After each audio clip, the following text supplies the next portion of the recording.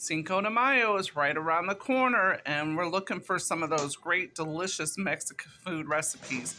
Hi, friends, this is Doreen, and tonight I'm sharing with you a new recipe I tried out. I love Mexican food, my husband and I do, and sometimes you just don't want to go out to the restaurant, you want to have something home cooked. So, this recipe is pretty much a quick and easy recipe in the fact of just a few steps you have to do in the beginning.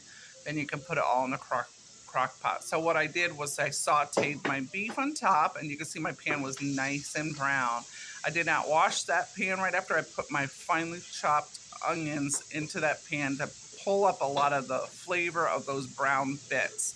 Sauteed these onions about 5 minutes, 3 to 5 minutes, and added a little bit of garlic at the end, sauteed it for like about another minute. After sauteing these onions, I just added it to the crock pot with the meat.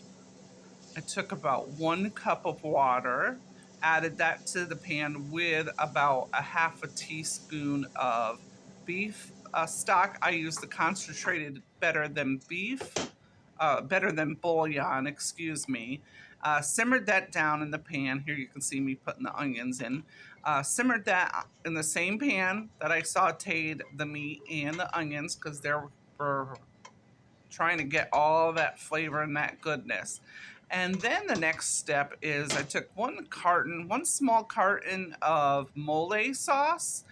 And usually you use that for chicken mole, but I thought, you know what? Let's try it on beef. So I added that to the crock pot with the stock, and I let that cook for a few hours. I was thinking about making enchiladas, which you could do, shred up the beef and put it in some tortillas, but I didn't have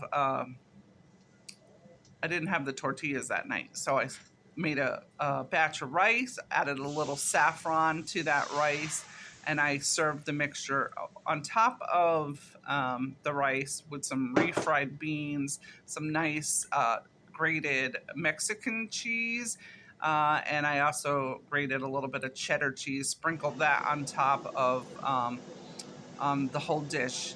I think I served a little bit of shredded lettuce with that, so it was a really nice plate with some fresh lime slices. It was a delicious meal, and I totally recommend it.